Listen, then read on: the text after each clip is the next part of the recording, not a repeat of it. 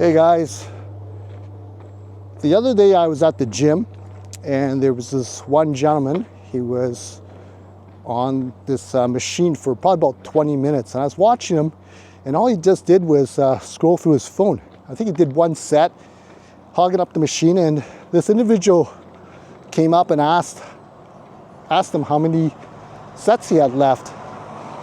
And the person on the machine got upset. Now I started to think to myself, well, where's common courtesy gone? I mean, it seemed like it's gone out the window. And what gives them the right to just hold up the machine? And I started to think about like the smartphones and how much of a problem it really is and how it's destroying us. And most of us don't even realize that that's happening. I mean, it's really added to our addictions. And originally, the phone was supposed to give us an escape, but it's actually really, hurting us more. I mean, I can't complain. The phone has its value, right? I mean, it's allowed me to do business a lot quicker. It's allowed me to make money. But, I think with social media and all that, it's made us overstimulated. And by that, I mean, it's given us easy access to everything without waiting. And it feels like to me that's now with all this social media, smartphones, all this, it seems like it's made life less exciting. And I think that's kind of strange because, for us Gen Xers, we grew up, trying to fill our time when we were bored, and we were creative in looking for things to do to fill those quiet times. And now that many of us are in our 50s, soon to be approaching 60s, right? We're finding ourselves consumed by all this social media and smartphone apps, all these things. And in today's video, I want to talk about how it's, the phone is robbing us of all our valuable time in our 50s. And what I've learned and what I'm doing to stop it from controlling my time. And one of the things I learned was that we spend so much time mindlessly scrolling. And I kind of thought to myself one night when I was doing this, and I caught myself doing this, I was scrolling, and before you know it, it was already 12 o'clock, and I thought to myself, what did I just waste my time on? Just scrolling through videos. It was the same content over and over again. It's just by maybe a different way or different influencer that create the video. But there's other things too, like scrolling and looking at celebrities, which I don't care too much for. I don't watch movies, but I think I can understand why a lot of people get consumed by other people's lives. And I realized that a lot of this stuff that people we're seeing on social media is to play into our fears and our insecurities, and it's meant to control us. So I start to look at other things. I mean, I'm not going to get rid of my phone completely because I need it for business, but I thought of it as more or less how can I use this tool to improve myself and use it more intentionally. So I started to set up times when I'd use my phones to really do research on things and to learn new things that will add to my personal growth or to improve my business. And I know many of you are saying, there's always a clown that will respond, but you're on social media right now. What are you talking about? Yes, I am. But if you're watching this video, I hope that, you don't end up scrolling for hours after watching mine. Maybe go out and take a walk in nature and get in touch with it again. Go outside, take a walk, enjoy the sun, listen to the birds and smell the fresh air. So the other thing that I realize is that I'm noticing that life feels a little less vivid, shall I say, or a little bit less exciting. And I thought it was maybe just getting older and I've seen many things, but I think there's more to that than just getting older. I think it's a little bit different now compared to my parents' generation, because, the social media has made a lot of us really, I guess, more demanding, more impatient, and, people can't stop scrolling because they fear of missing out on something. And it's easy when that happens to get pulled into this never-ending cycle and never-ending loop of scrolling. And social media, to me, is, giving everyone a voice, whether it's good or bad. It's, it's not always, the comments are not always positive. It's, I get hateful comments in here as well. And, back in the day, there's always a saying that I think Mike Tyson put it bluntly. He said that you wouldn't say a lot of things that you say on social media back in the 80s because you get punched in the face, right? So, to come back to my story, I just can recall going back to Hawaii and what I felt being out there for almost a month. And I felt that I really got in touch with nature again, and what is really important, to wake up in the morning and first thing to take a walk along the beach, to enjoy the feel of the waves on my feet, to look at the sunset or the sunrise, and to look at the other people who are just sitting on the beach, just soaking in the atmosphere. And I hardly touch my phone at all, just to do a little bit of business in the morning, and then at night again. And when I got back home, I started seeing myself slowly getting back into this trap again. You start to respond to more social media posts, all these things.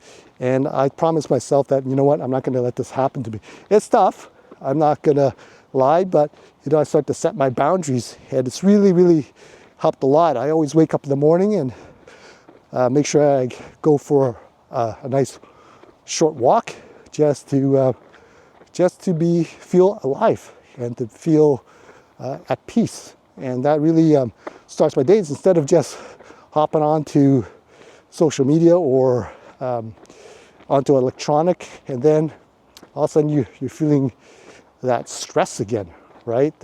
Or the feeling of feeling hurried. And that's, to me, that's not the way we were as humans brought up to live. And the other thing that I realize is that many of us use the phone as kind of a crutch or an escape from cultivating, strong and real relationships.